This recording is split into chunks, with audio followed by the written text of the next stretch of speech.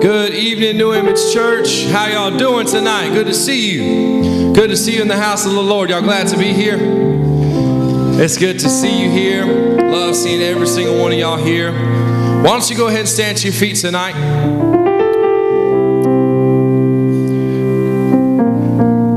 My God has been faithful. I can testify to you right now. My God has been so faithful to me.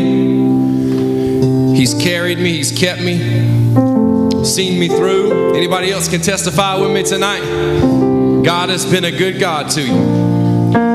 Some of you might just want to prophesy with us tonight. Prophesy over your life and say, I don't know how, God. I don't know when. I'm still waiting, but God, I trust that you're going to be good to me. Can you prophesy? Lift your hands. Lift your hands and say, God, I know you're going to be good to me. I don't know how. I don't know when, but I trust in you. I trust in you. Listen, God's going to do it tonight. I want you to put it out there in front of him. God's going to do it tonight. Again, we're not so focused on the time and the wins and the hows that we lose focus on our trust in him. See, we get so focused on God, I need it now. God, I need it now. I don't know how I'm going to make it. Don't know how I'm going to pay it. Don't know how I'm going to get through. I need it now. We get so focused on the now and the time and how and when and why have I had to go through all this. We get so focused on that we lose our trust in him. So that's what this Wednesday night's about. Refocusing our trust on him. Y'all ready tonight? Y'all ready? Y'all help me sing. This is a rather new song. We're gonna stick to the chorus and the bridge. The joy of the Lord is our strength. Say that. The joy of the Lord is my strength. It says this. Whoa, he is my joy. That's real simple. Say the joy of the Lord is my strength. Let's go again. Come on. The joy of the Lord is my strength. Say that. The joy of the Lord is my strength. Oh, he is my joy. The joy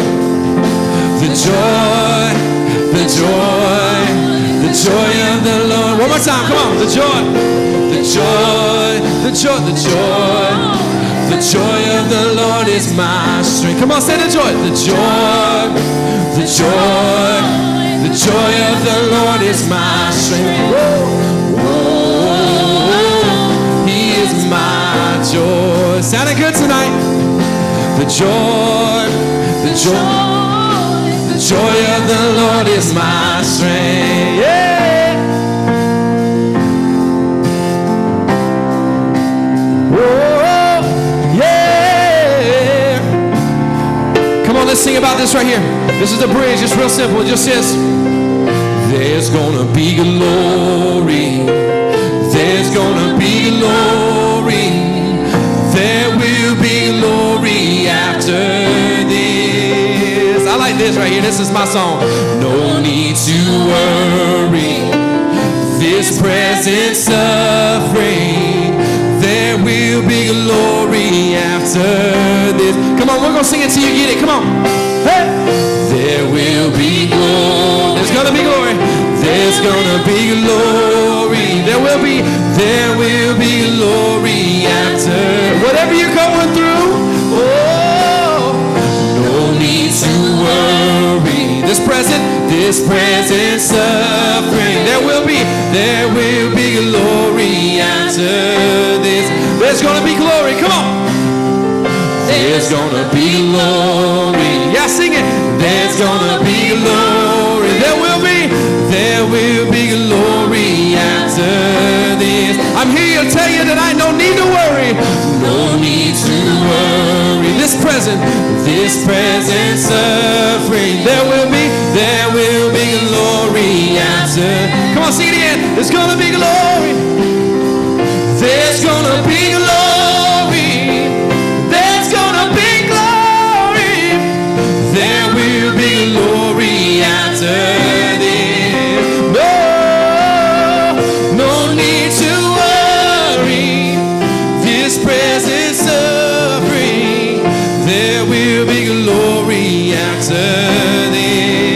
the chorus. Come on.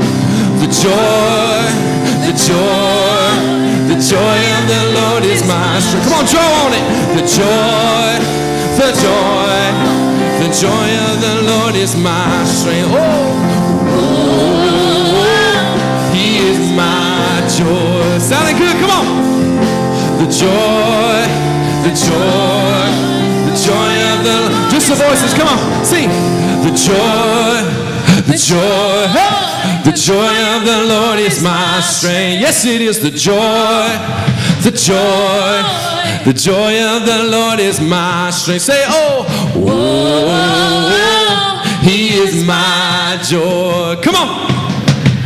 The joy, the joy, the joy of the Lord is my strength. Sing it again, come on. The joy, the joy, the joy of the Lord is my strength. The joy, the joy, the joy of the Lord is my strength. Oh, He is my joy. The joy, the joy, the joy of the Lord is my strength. The joy, the joy, the joy of the Lord is my strength. Come on, give Him some praise. Hallelujah. Come on, give Him some praise. Hallelujah. Lord, we don't lean on our own understanding tonight, Father. We don't trust in our own ways.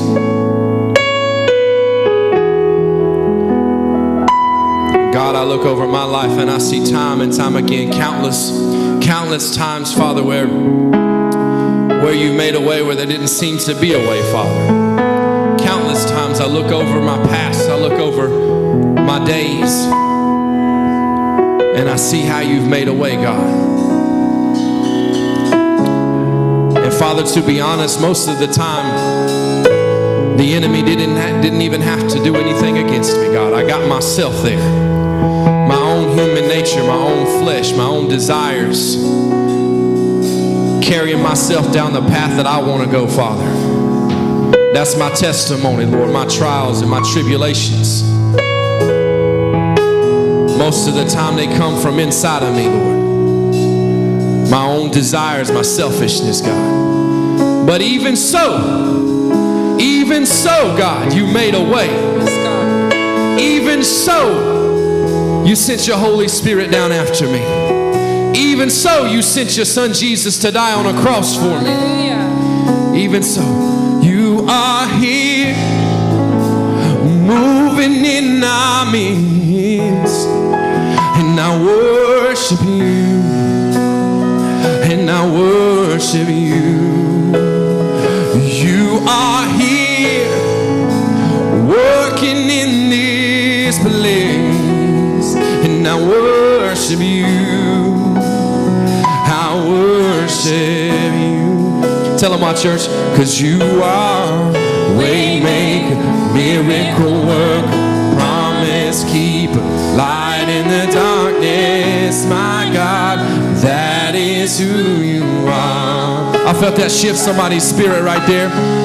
Way maker, miracle worker, promise keep, light in the darkness, my God, that is who you are. You are here touching every heart.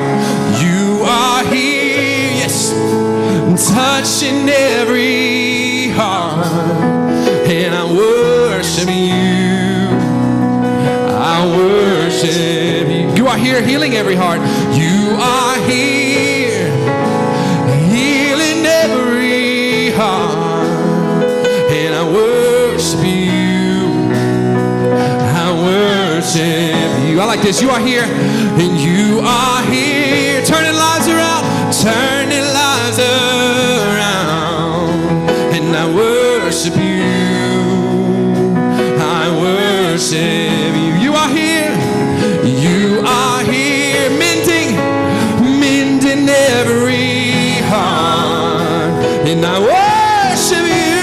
Yeah, I worship you. 'Cause you are way make, miracle work, promise keep, light in the darkness, my God, that is who you are. Come on, sing it out, sing it out. Waymaker, waymaker, miracle worker, promise keeper, light in the darkness. My God, that is who you are. Say that is who you are. That is who you are. That is who you are. That is who you are. Can I say this right here? Whoa. You never stop, even when I don't see it, you're working. Even when I don't feel it, you're working. You never stop working. You never stop, you never stop, you never stop, you never stop, you never stop working. You never stop, you never stop working. You never stop, you never stop working.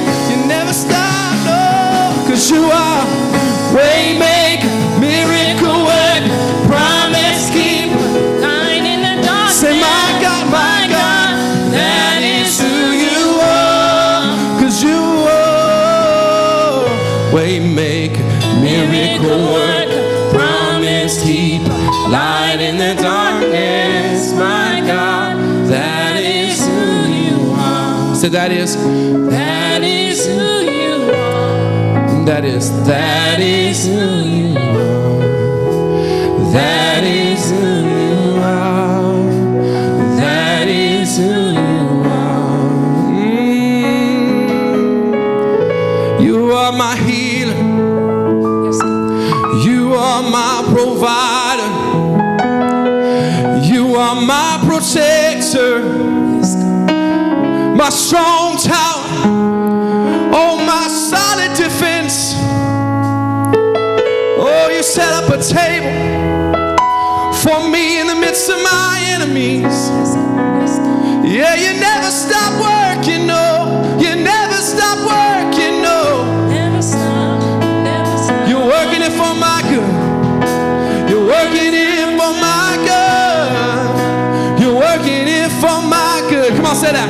Hey, you're working it for my good. Yeah. Come on, you're working it for my good. Hey, I said you're working it for my good. Yeah, you're working it for my good. Come on, help me say, you're working it for my good. Yes, he is. You're working it for my good. Yes, you are. You're working it for my good. Yes, you are. You're working it for my good. 'Cause he's a waymaker, miracle worker, promise keeper, light in the darkness.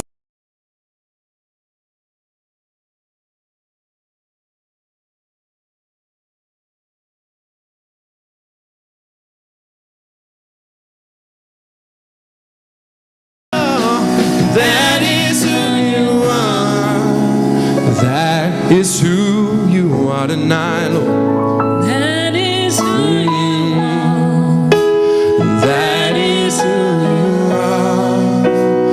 Oh. Come on, if you need a miracle tonight, just lift your hands. Just lift your hands. God, I need a miracle tonight. Oh, I need a miracle tonight.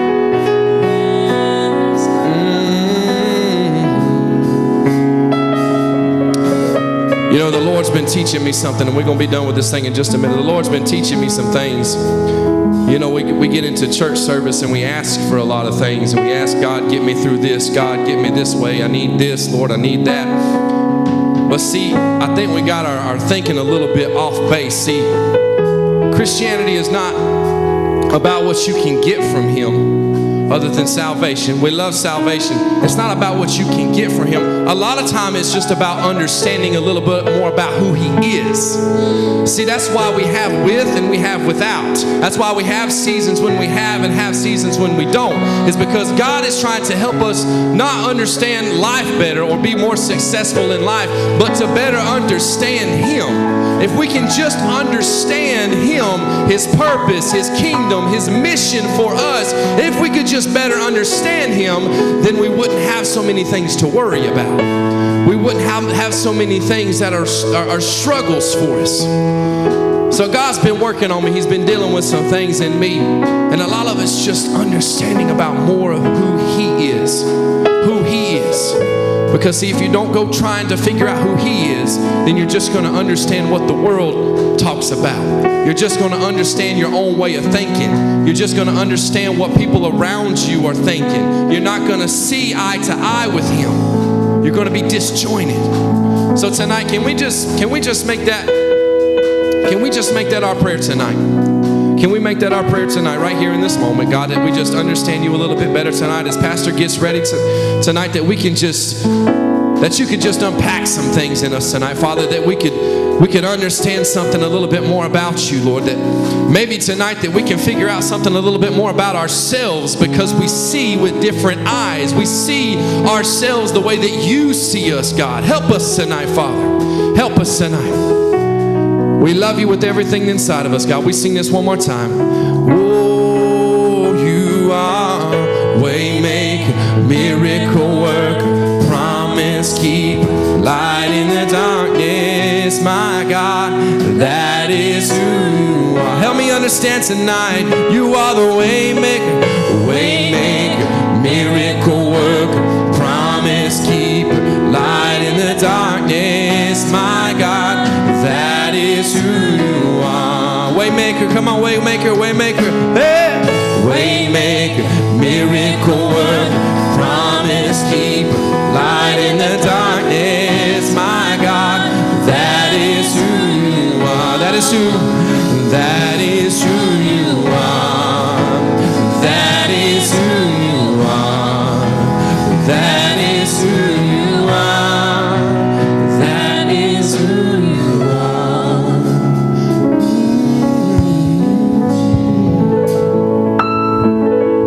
Amen. Thank you, Pastor Blake and team. You may be seated. We appreciate you guys.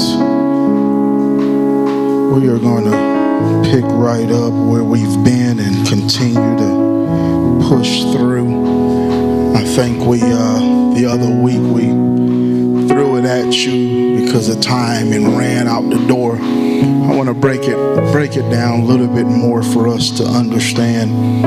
Again, we're looking at John the 15th chapter. I am the true grapevine. I'm reading from the New Living Translation. I am the true grapevine, and my Father is the gardener. He cuts off every branch of mine that does not produce fruit, and he prunes the branches that do bear fruit, so they will produce even more fruit. You have already been pruned and purified by the message I've given you. Remain in me, and I will remain in you. For a branch cannot produce fruit if it is severed from the vine, and you cannot be fruitful unless you remain in me. Again, John 15th chapter is where we are. When we were here a few weeks ago, thank you, musicians. I'm sorry, you guys are good. Thank you. A few weeks ago, we were pointing out some things that we want to dig into it a little bit more. We were pointing out in verse 2 where it talks about he cuts off every branch of mine. We were able to show you and point out to you that, again, when we read the Bible, we're reading translations of what happened. And oftentimes the problem with that is they can take one word and use one word that relates to it that we are accustomed to and place it in the place of that word. But the problem is oftentimes that one word does not really stress the true meaning of the scripture. For example, it talks about, and I think Sunday we pointed out a little bit where it talks about love, and there's so many levels to it. We just sum it up as love, but love, there's so many levels to it. So when it says he cuts off every branch, we looked at that and was able to point out that he's not necessarily cutting off the branch, that he's working with the branch, he's helping the branch.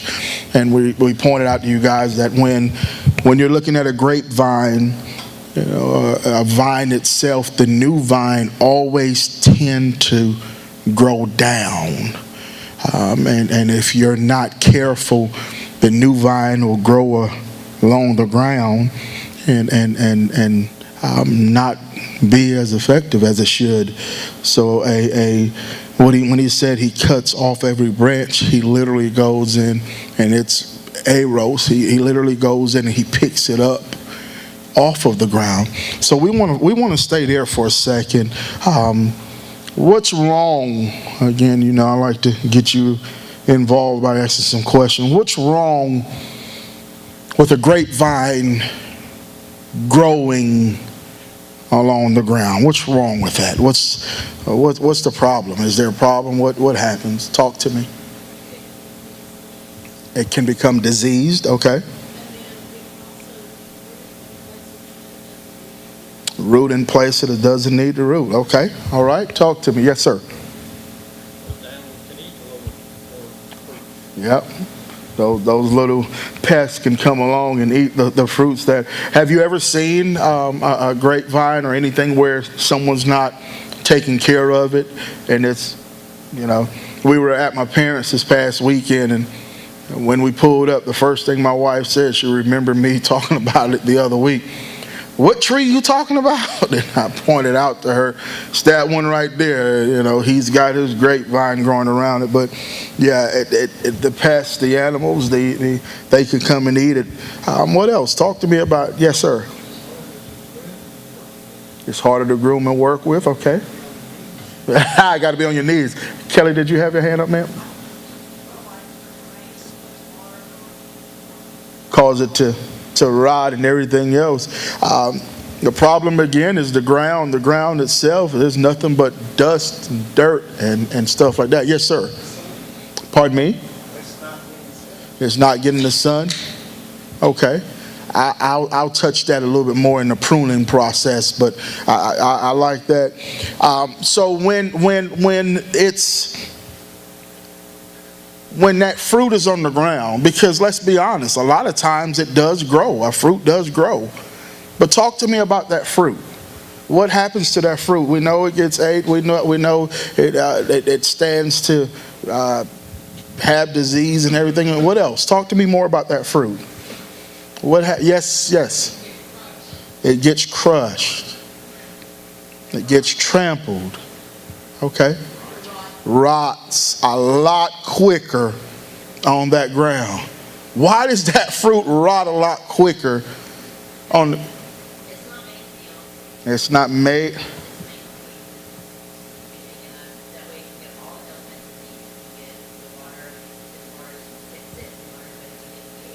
Wow.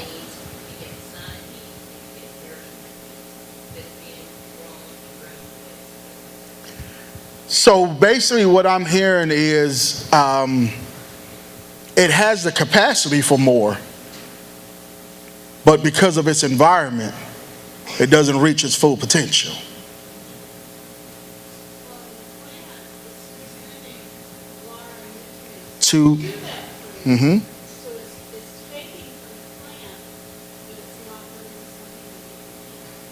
Oh wow.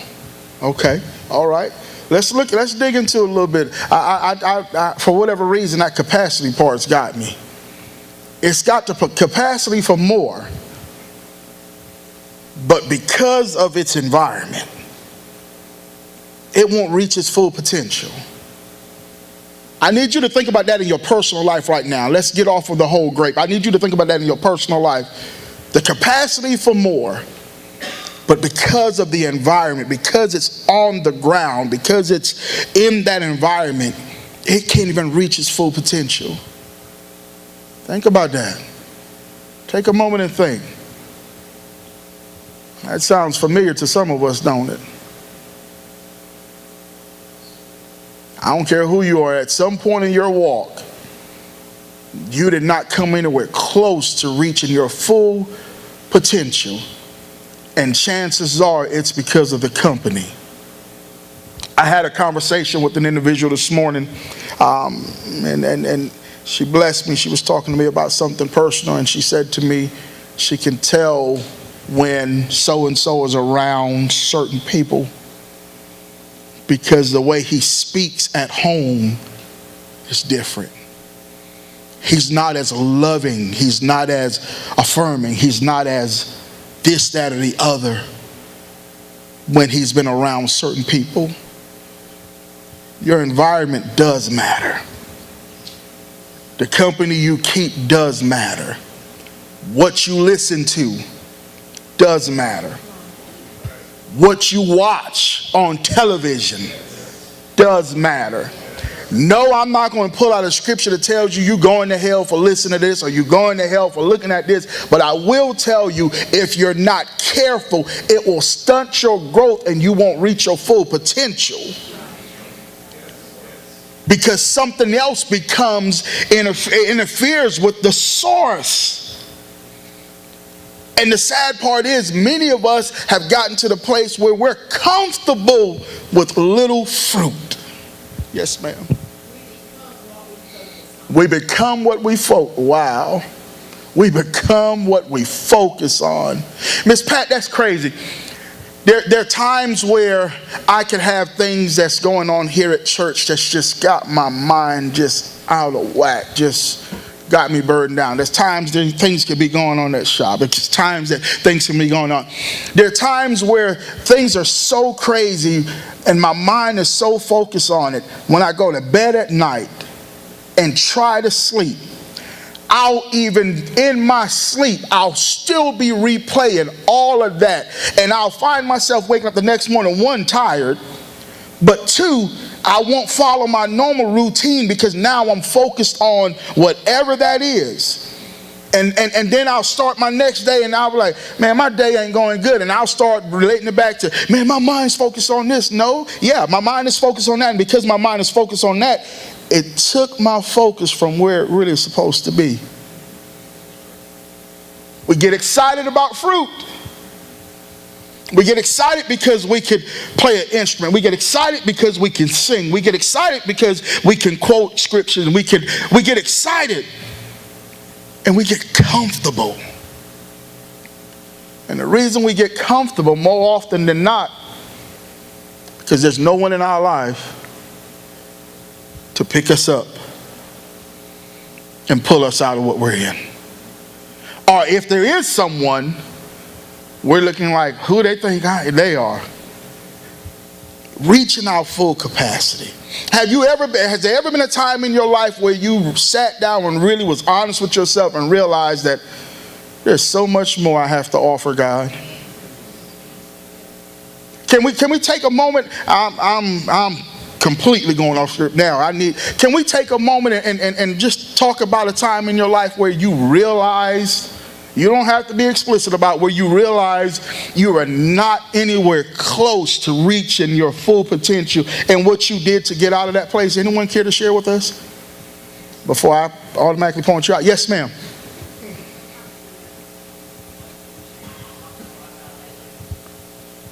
I would come to you, but they want me to stay close to this thing up here, so go ahead.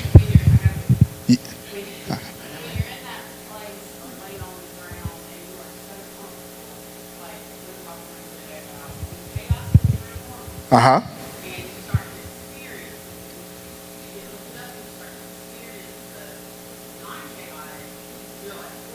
What? Yeah. Wow.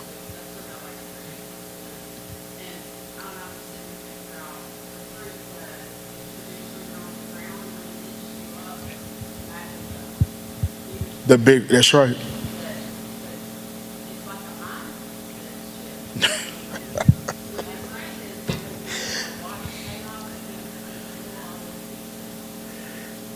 You remember the story of the prodigal son.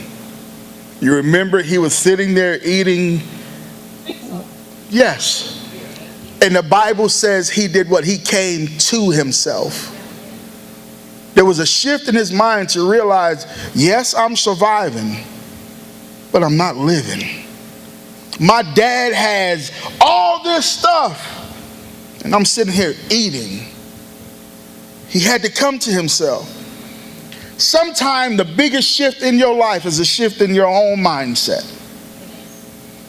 You can make your mind up and say, I'm not doing this anymore, and things will start lining up. But the problem is, a lot of times we make that shift, but we don't see the fruits of the shift. So we go back to what's comfortable. The ground is comfortable for a new vine.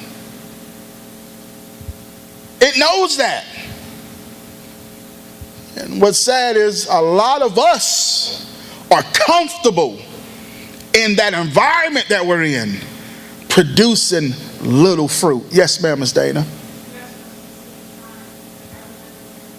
Uh-huh. Uh-huh.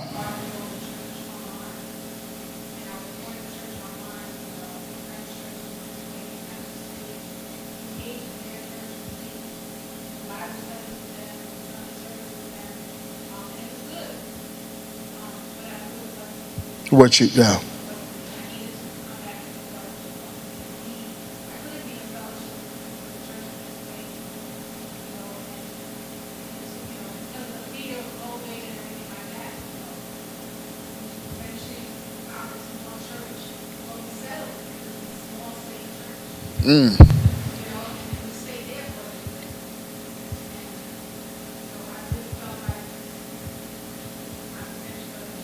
Yeah, you settled. Wow, wow. Listen, I'm literally, again, my brain is just really acting crazy now. I'm thinking about the whole capacity thing. When you look at this and you think about this fruit, you think about this in a natural sense, it already has the ability on the inside to reach this. It's already there on the inside. So it's not like it's waiting on something on the inside to shift. What it's really waiting on is a shift in your environment. So it's not necessarily that you got to wait on a word from me. You got to wait for the right song from Pastor Blake. You got to wait for a hug from my wife. You got to wait for Miss Christian to lay hands. It's not necessary. It just means sometimes I got to tell folks I can't do that anymore.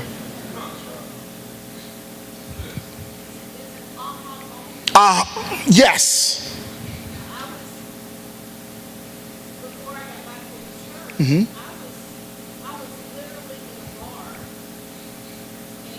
I can't see that.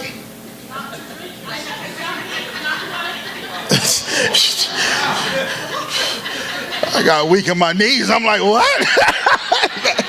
Go ahead. Yeah, yeah.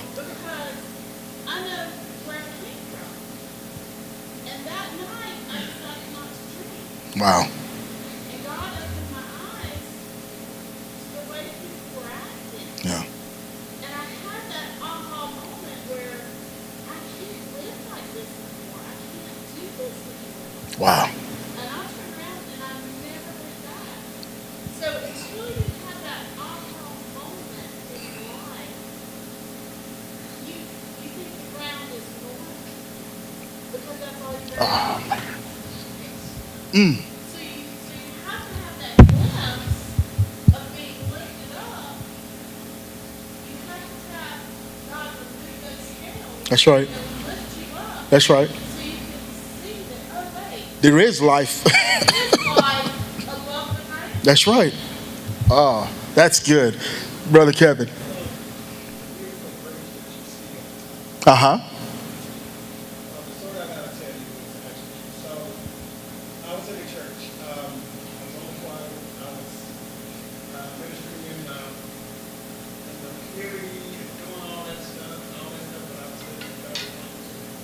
Wow. But I kept my stature.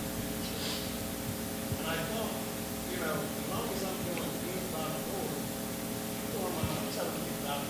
That's right. Been there. That's right. Remember, you just said the place that Mm-hmm. the church that I am, that I was going to was shut down. The whole church is shut down because from the head to the bottom of that church was filled. All back up. But it didn't look. And look, that's right. It looked like a beautiful place. That's right. And I was a part. Matter of fact, when I went, I was like, I'm a part of such and such and such. Come on up here. I didn't say nothing. Come on over there with us. So being in the right place means something. And remember something, guys. When God starts to remove these things from you, It's not for your bad. It might seem like you don't have the car no more and you don't have the house no more and everything else like that. But that was hurting you. And when he started to put you on that skill, That's right. up to the light. That's right. You have to systematically take care of it. And it hurts. And he's not doing it to be mean. No, he's not. He's doing it because he loves you. Man, I saw another hand a second ago. Yes.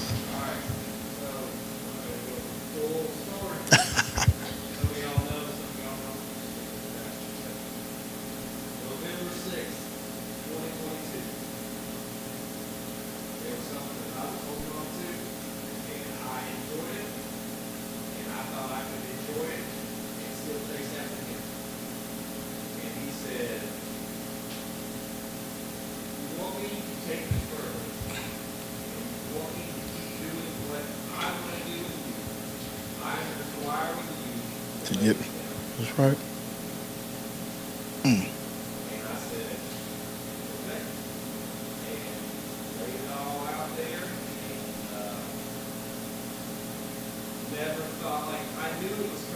Yeah.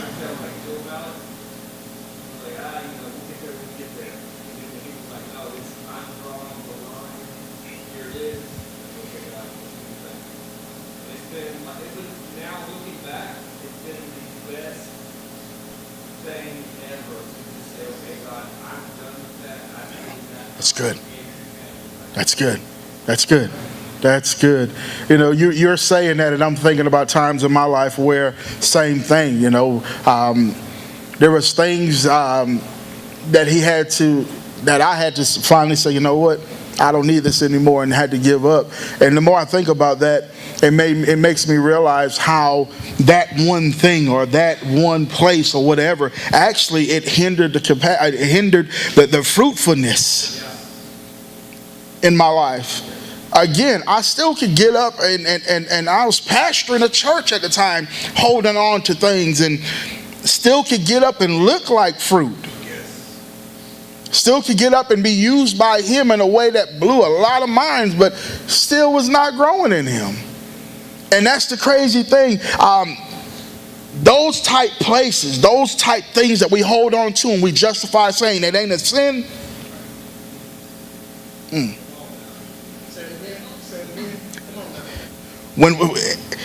If it does not look like him and it pulls us away from him and everything else, guess what? No, the Bible may not call it a sin. And I told you so many times before, and Pastor Blake was in a sense on it right there. The Bible itself is not necessarily something that you go and say, okay, I want to drink this. Let me see if I can drink this. Okay, it don't say I can't, so I can't. The Bible is for you to gain knowledge of who he is and grow in that knowledge to understand who he is and what he is to you. So yes, there are some things that you can find in the Bible to justify why you're doing what you're doing, but what is that one thing doing for your fruit? If it's hindering your fruit and stopping you from growing, then guess what? Chances are at one point or another, God's going to say, either you choose it or you choose me. Yes, sir, George.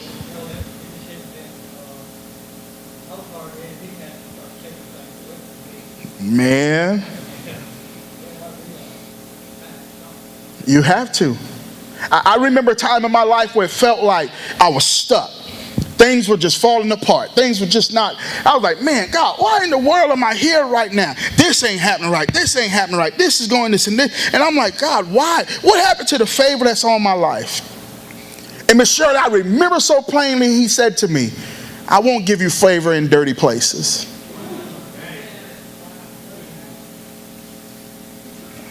He won't give me favor in dirty places. Think about this right here. He ain't going to give you favor in dirty places. Now, you may look like favors on your life. You may look like you're producing great fruit. You may look like that. But guess what? The best way I can put it is the way I always tell Junior. If you can be as great as you are without trying, imagine how great you would be if you tried. If you are as great as you are right now in dirty places without the true favor, imagine what you would be like with the favor. And we wonder why all this is happening. And the reason it's happening is because God's sitting there saying, you said you want favor, but I will not give you favor in dirty places. So I want to lift you up. Yes, sir. The word also said God's gifts are without repentance. That's right. So I mean, you continue to preach, you continue to sing. Yeah. You continue to operate. But there's no power behind it. You know, you just going through the motion. Wow. You know, and with potential is attractive. Seeing potential in somebody It's very attractive. Yes. so you tend to go gravitate towards that. That's right. But some people never make it past the potential. You know, you can change your mind in your head. You know, I'm gonna quit this, I'm gonna quit that. You know, but if you don't add God to it, that's just another New Year's resolution. That's just a resolution. That's it. You ain't going nope. All day, I'm changing. That's right. And you'll change for a week, a couple of days, whatever. Then you right back in that same situation because you never allowed God to Lift you. up. I know I'm that type. I've been that type of person. Yeah. And I never realized it until a pastor told me this a long time ago. He said, "You're afraid of success." You know, Wow. that don't make sense. You know, but the more I thought about it, I'm very prideful, I guess, conceited. Mhm. If I did what God wanted me to do, then that'd be me again, then I was wrong. Wow. You know, and who wants to be proven wrong? Oh, wow. So my potential is okay, Yeah. But but I was afraid of getting it because of pride. you said a lot there, brother. You said a lot there. I'm gonna touch on a few of that in a second. Yes, sir. And then we got you, Pastor Steve. I'll be quick because I know you're trying to get some. Oh, you good, brother. I've learned to just let it do what it do. Well, my story's a little bit different. Like I went here for 15 years, sat in the seat, and was completely comfortable being in the seat. But I had to get out of the seat. That's right. I'm not a singer, but they had a choir. I joined the choir. Like service was mine. Like I had to get out of my seat in order for me to even recognize my potential. Because it's easy to believe that your potential's, like Lisa said, what you know. Mm-hmm. You know, this is what I knew. The church was growing, things are good. They don't need me. But like somebody in here has got the word in them, but you got to move. Like you got to get out of your seat. And that was the biggest thing for me was I just had to move. That's right. I had to get in line. You know, where you needed me. Oh, Pastor Steve. Well, I had something happen to me 2 days ago that sort of made me open my eyes. I'll try to get through this. We went to the beach and we wanted to extend another day. So I went to the front desk there, and the guy behind the counter, and he was a guy, but he was dressed like a girl. And immediately I felt something in me. I wanted to build a wall between me and him.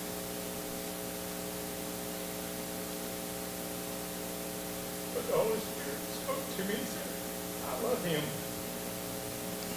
And it made me think to myself, why did I automatically get it? You're never too old to keep growing and growing, guys. Yeah, that's good. That's good. And I've always prided myself in loving and liking everybody.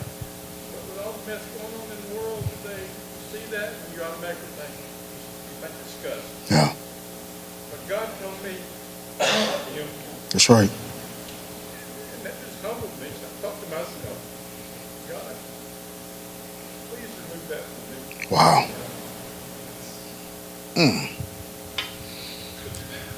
You're never too old. That's that. You saying that.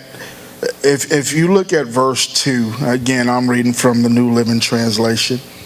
It said, He cuts off every branch of mine that doesn't produce fruit. when I read that, I'm like, okay. Then I had to read it again. And when you said that just now, it's starting to make even more sense. He cuts off. So who's speaking here? Jesus is speaking. He says he cuts off. Who cuts off? The Father cuts off. God the Father cuts off every branch of whose? His. That did something for me.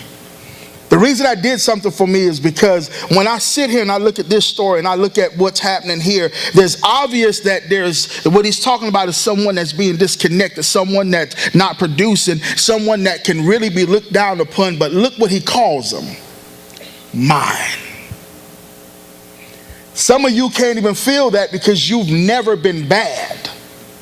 But for those of us that have been bad and have done bad things and have done things and said things and should not even be in church or in the will, and to know that he did not turn his back and he still called me mine. So that young man that's battling right now, it's still his. What's so good about it is after that, I made up my mind that I'm going to treat him like I would anybody else. There you go. We had a conversation, and I know that guy. I know a lot of them do it for attention. Yeah, But an older person like that in front of him usually condemns them. that's right. And he looked at me as an older person, and we're having a good conversation. There you go. And I'm sure, because I felt good. That's right. After the conversation, I walked away. I'm sure he did. Wow. He's like, well, they ain't all bad. Go. You had something? Oh, again, I'm sitting here thinking about that because let's look over our lives. Then some of us may be in that season right now where you're not producing. You still his. You still belong to him. He still loves you. He still calls you. He claims ownership over you. That excites me because if he's not claiming ownership, then I got something to worry about. But he's still claiming ownership over me. So because he's claiming ownership over me, because he still loves me, because he has not given up on me, again, he lifts me up. That's why he does it. That young man was lost as he wanted to be. The world cut him off. You said a wall comes up, but you spent time and you lifted him up. You are not condoning what he's dealing with or none of that, but you lifted him up. Why? Because God still says it's mine. Man, we got to be careful. We got to be very careful. God is teaching me, Miss Lisa, more now in ministry than ever before to shut up and let me do what I do. Well, there's in that conversation, in that scripture, there's a complete trust that Jesus has that the Father is sovereign and he knows what he's doing and he will take care of it. So having him as a covering and taking care of us is not only him providing for us, but it's him cutting off the things That we don't need. and that's all a part of being under his covenant. Yeah. Yes, sir. So, piggyback on Mm-hmm. what brother said, when you don't realize, when you realize what you're doing, like I make comments, I look at a TV show and I make comments, but you don't realize who's around you when you make It that. makes those comments. That's right. What really set me when my 10-year-old son came to me and made a comment like that. And I said, what the heck? What? We don't talk like that in this house. He said, you talk like that. That changed me. Wow. Wow. You know what I'm saying? They're listening. That's right. And remember some guys, people are just lost. Remember something, if they don't have the word, they don't understand anything. And if they choose that lifestyle or don't choose that lifestyle, I know what it feels like To be cast. That's right. by someone that you're supposed to love you because he thinks you're a certain way. Yeah. It's not cool. And trust me, for them, it's not cool. They're trapped in a bondage. And we need to show love. I had to change because my 10-year-old son told me what I was saying. Wow. And not realizing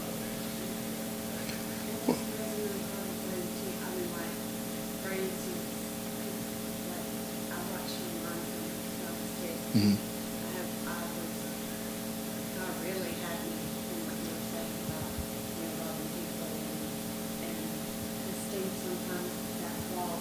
Uh-huh. I really want to just want to get, and but God loves him, and it's about souls, and it's about, and there's so many people watching. I've given them my back money, and I've done give her her whole cupcake and a little cupcake. And her face was stained, and I was like, I can't get that whole cupcake off her face. And I said, we got to get it off. Mama's going to know I gave you a purple cupcake. Are we not telling Mama I had a purple cupcake? And I didn't. I was like, yeah, we're telling Mama we had a purple cupcake. I mean, just Yeah. saying, Yeah. we got to get that off. Yeah. She thought we weren't going to tell Mama. And I thought, I know, never lied. It sounded like Yeah. Yeah. think about how we think. I was like, no, Mama knows you just don't do that. But, we don't think about how we sound and how something so innocent to us Yeah. sounds and looks to other people. That's right. And that's, again, that's why the environment is so important. I remember, conversation Keisha and I had, of, if God chooses to bless us with a child, things that we will allow and won't allow. It's important. The environment is important, and it's crazy how we protect the environment that our kids are in, but we don't protect the environment that we're in. Well, my child ain't watching this. My child ain't going here. My child ain't. And those are the places that you go and the things that you watch and the things that you do. So if it ain't good enough for them, and we just got to be careful. And when I think about environments and stuff like that, it's one thing for God to remove you from an environment that you want to be delivered from. But what about the environments, and I know some of you ain't going to be honest right now, but what about the environments that you know are bad that you don't want to be delivered from? I can only speak for myself. There's been times in my life where there's been some environments where I knew was toxic for me. And I knew God was trying to say, you can't be there no more. You can't have this anymore. I need you to move. And I did not want to move because it was good to me. It was comfortable. And he comes in and he does things, and he just makes me understand even more so now that there's some dirty places and some dirty people and some things that I'm comfortable with that itself is causing me to lose connection with him. And he refused to let me stay there. So he'll cut it off. And a lot of times when he starts to cut things off, we start to think this, that, and the other. But I'm in a season right now where I realize that God has removed folks because I wouldn't walk away. So he said, he's going to lift you. In order for you to go to the place where I want you to go, and I have desired for you to go, and you have the capacity to go and the potential to reach, I can't wait on you any longer. So I'm going to remove folks out of your life. You ain't going to get those text messages no more. You ain't going to get the phone calls no more. You ain't going to get to hang out this day. You're going to have to stay in my presence even that much more. So some of you are bothered because so-and-so left. They didn't leave because you did something wrong. They left because God said they're stunning the growth. And now that I hear him even right now for myself, I thank you. I've lost a lot in the last 7 years. But I look at the growth. And I would have never grown to the place I'm at right now had I held on to the environment that the enemy had me trapped in. It's hard to look at it and say, the enemy had you trapped. Yes, the enemy had me trapped because he understood that I was never going to reach my full potential right there. And it was easy for me to stay there. That's why I stress that much more now when it's time to deliver a word. That's why Sunday morning, it used to be Sunday mornings, man, church started at 10 o'clock. I'm getting up at 9 o'clock. I'm ready to go. I wasn't stressing about nothing. Now, 5 o'clock in the morning, 4 o'clock, 3 o'clock in the morning. What in the world is wrong? I'm stressing. I'm like, okay, God, this can't be you. He said, I'm making you dig more into me. I'm upsetting your environment. And some of you sitting there now trying to say, God, well, you took so-and-so, I want them back. And God's sitting there saying, not until you get to where I need you to be. I'm a living witness when you get, y'all heard, many of you heard the story where my son's mother took him and left. My son became my God. And the moment I regained focus and started doing what I was supposed to do, he returned. So every now and then, God got to remind me when I'm sitting there saying, my son, he said, no, that's my son. I'm going to take care of him.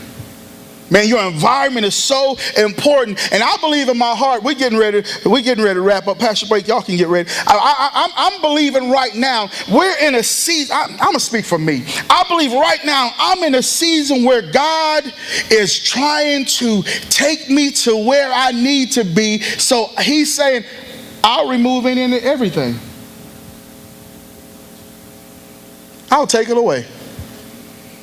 I refuse to let you settle in dirty places that make you happy. It takes the excuses away. And I believe that there's some of us in here right now that you've been tied down. And I believe that this is a season where God is lifting you up. But you're looking at a season of God taking away. No, he's sitting there saying, this is not a season of me taking away. It's a season of me lifting you up. I hear it so plain in my spirit right now. Let it go.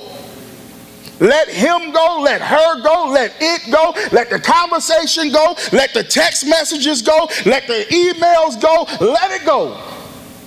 And watch and see how free you become. Let it go. Because he's sitting there saying, that person, that thing, that situation is toxic to where I'm taking you. Let it go. Focus on him. I'm a living witness when you do. He does something amazing. Many of you heard some of my testimony in my previous relationship. I won't go in depth because it'd be like I'm trying to beat her down. I would never do that. But I'm telling you right now, I held on because I was worried about what the church would say. I'd already moved out and was living and I got another apartment and pulling up the church, faking like we were happy. Because I was worried about what the church was going to say. And one day, out of the blue, I show up. She was just the lead singer on the worship team. She didn't even show up to church that day. She was done. I knew God had already told me. I knew it was happening. But I was worried about what the people would say. At least I'll never forget very first Sunday in February. That was 2015. 2016, I'm sorry, didn't show up. Looked at my musician. Mark was my drummer. I had a keyboard. I said, we got to make it happen. They made it happen. Develop a new praise team. Just like that. And the chemistry on that new team was unreal. And no, we didn't grow to hundreds of thousands of members, but we grew to one church. And when we grew to one church, that's when God started opening doors. Mind you again, first Sunday, February 2016, was our last Sunday showing at the church. The last Sunday of February 2016, Pastor Eric reaches out to me and says, I want you to come preach the first Sunday in March. I said, okay, you think that's strange? No, because I knew what I had was someone that was seeking attention. And it was the opposite of what I wanted. I wanted to be used by him. I said, I can't take you to where you're supposed to be and you holding on to what I'm pulling from you. God, I accept. Things start falling into place. Things started lining up. Things started moving. Phone calls. I need you to come here and preach. I need you to come here and preach. I need you to do this. I need you to be here. I need you to be here. I want you to do this. And I'm like, whoa, what in the world? The business that was failing all of a sudden took off.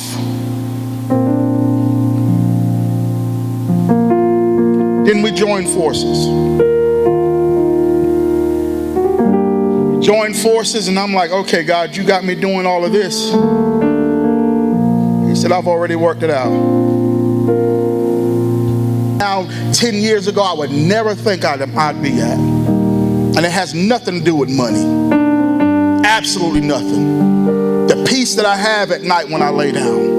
The love that I have in my life right now, it just blows my mind. And I'm not only talking about you, but in my house, I'm able to sit in my home right now, my wife and my son, and we're able to cut up and joke and have fun. And that's not something I've ever had. I'm happy.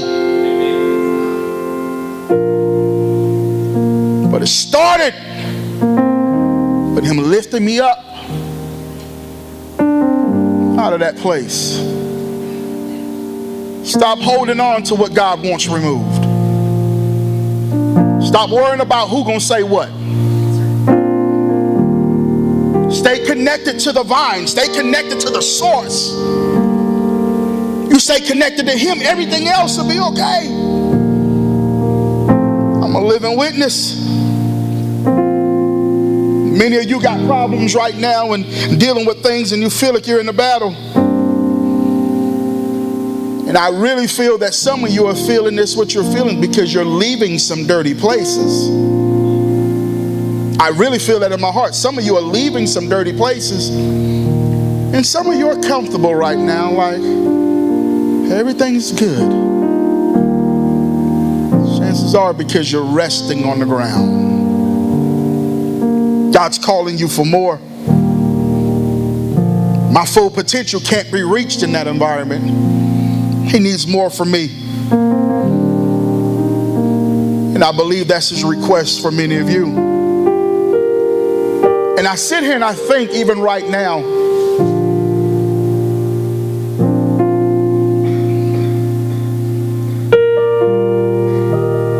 help lift her up. I really feel that. Don't keep pushing them down. We're supposed to be there to love and help lift each other up. I just reminded, I got a text message Monday night from a former member. I texted him back Tuesday morning. He was talking business. And out of the blue, this former member said, I'm a business owner now. He got his own bail bond company. He was telling me, he said, I sit back and I think, how did I get here? And he said, I remember the outline that you laid years ago for me. And he said, I'm not sitting here telling you right now that everything's perfect. He said, but I am telling you, this is fruit of your teaching. And he said, I know I don't say it, and it may not seem like it because I don't go to your church anymore. He said, but I love you and I thank God for you. Man, I'm thinking like, here we are starting a Tuesday and people already getting emotional. And throughout yesterday, there were several text messages where people were just saying those type words. And you do matter. You may not see it right now, but you do matter. Keep lifting people up. Keep sending those little text messages encouraging them. But know when God's removing you. Don't hold on to things that he wants removed from your life. Because again, he'll come and he'll pick you up. And I sit and I think, about this, because you sit and I'm done, I promise you. When God's coming through and he's doing this and he's punishing and he's this, that, and the other because he's trying to lift us up, it's so easy to sit back and say, man, God don't love me because this is happening. And I think about how many times my parents used to say this crazy thing. Some of you will remember. This whipping about to hurt me more than it hurt you.